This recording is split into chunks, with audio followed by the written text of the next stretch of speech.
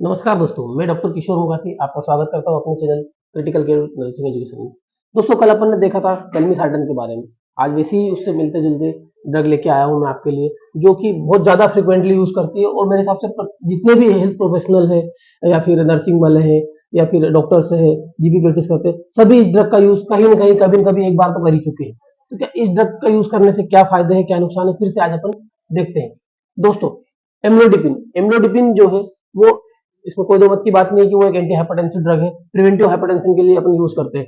Hypertension, anti hypertensive और hypertension. Hypertension क्या होता है? जब व्यक्ति के शरीर का ब्लड प्रेशर बढ़ जाता है। अब ब्लड प्रेशर कैसे बढ़ता है? ब्लड प्रेशर कैसे बढ़ता है? ब्लड प्रेशर क्या है? Blood pressure, pressure exerted by the blood on the vessels of blood vessels. Pressure exerted by blood on blood vessels. रक्त द्वारा या ब्लड द्वारा ब्लड वेसल्स पर लगाया गया दाब ही क्या कहलाता है?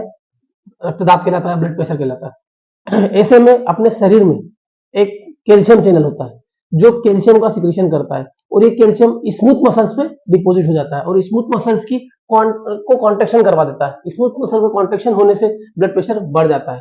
तो एम्लोडिपिन क्या करता है? इस कैल्शियम चैनल को ब्लॉक कर देता है, तो कैल्शियम का डिपोजिशन नहीं होगा और वेसल्स जो है वो डायलेट हो जाएगी। वेसल्स डायलेट हो जाएगी तो ब्लड प्रेशर कम हो जाएगा।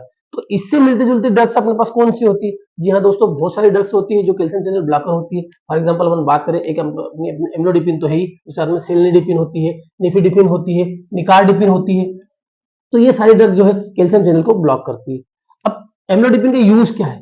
एम्लोडिपिन का यूज एंटी प्रिवेंटिव हाइपरटेंशन में तो यूज कर ही रहे हैं, साथ ही यह स्ट्रोक को भी प्रिवेंट करती है। अब स्ट्रोक को कैसे प्रिवेंट करती है? स्ट्रोक क्या होता है कि जब ब्रेन की वेसल्स में कैल्शियम डिपॉजिट हो जाता है, उससे ब्रेन की वेसल्स का कॉन्ट्रिक्शन हो जाता है, कंट्रिक्शन हो जाता है तो स्ट्रोक हो जाता है।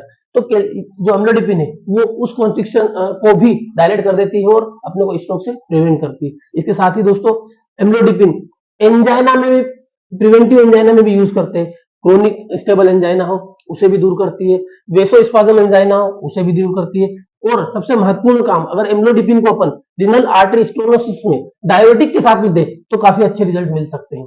कल अपन ने देखा था कि टेलमिसार्टन भी एक ड्रग है जो हाइपरटेंशन में यूज करते हैं। आज मैं आपको एम्लोडिपिन के बारे में पढ़ा रहा हूँ, तो एम्लोडिपिन को यूज करते हैं। तो आप में कंफ्यूजन होगा कि किस ड्रग को कब देना है और कैसे देना है, तो मैं आज आपको उस कंफ्यूजन को भी दूर करता हूँ कि एम्लोडिपिन को कब देना चाहिए और टेलमिसार्टन को कब देना चाहिए। एम्लोडिपिन प्रिवेंटिव हाइपरटेंशन के लिए बहुत अच्छी ड्रग है, first line treatment of drug है, कैल्शियम चैनल ब्लॉकर है। टेलमिसार्टन ब्लड हाइपरटेंशन के लिए देते हैं, और साथ ही जो डायबिटिक के साथ हाइपरटेंशन है उसमें ज्यादा यूजफुल होती है। टेलमिसार्टन सीकेडी पेशेंट के लिए ज्यादा यूजफुल होती है। टेलमिसार्टन हार्ट फेलियर में दे सकते हैं अपन, और टेलमिसार्टन का यूज कई जगह अपन, मैंने कल सारी जानकारी उसकी दी थी।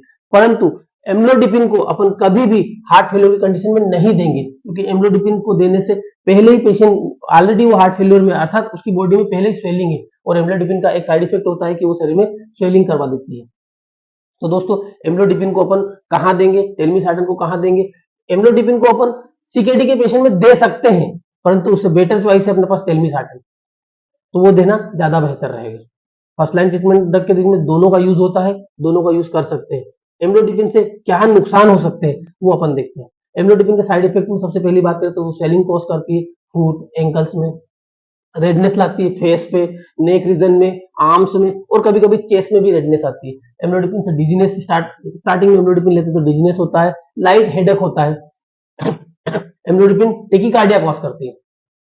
एम्लोडिपिन को कहाँ नहीं देना चाहिए? तो एम्लोडिपिन को कभी भी एमआई वाले पेशेंट को नहीं देना चाहिए जिसको मायोकार्डियल इंफेक्शन हुआ हो। क्यों? क्योंकि एम्लोडिपिन इटसेल्फ वो खुद ही टेकीकार्डिया करवाती है। अगर एमआई पेशेंट को टेकीकार्डिया होगा तो हार्ट की मसल्स और सर्वाइव करेगी, फास्ट चलेगी और इस्केमिया बढ़ जाएगा। एम्लोडिपिन को हार्ट फेलियर में नहीं देना है, एमआई में नहीं देना है। और इससे ज्यादा जानकारी के लिए आप अधिक से अधिक मेरे साथ बने रहिए। धन्यवाद दोस्तों।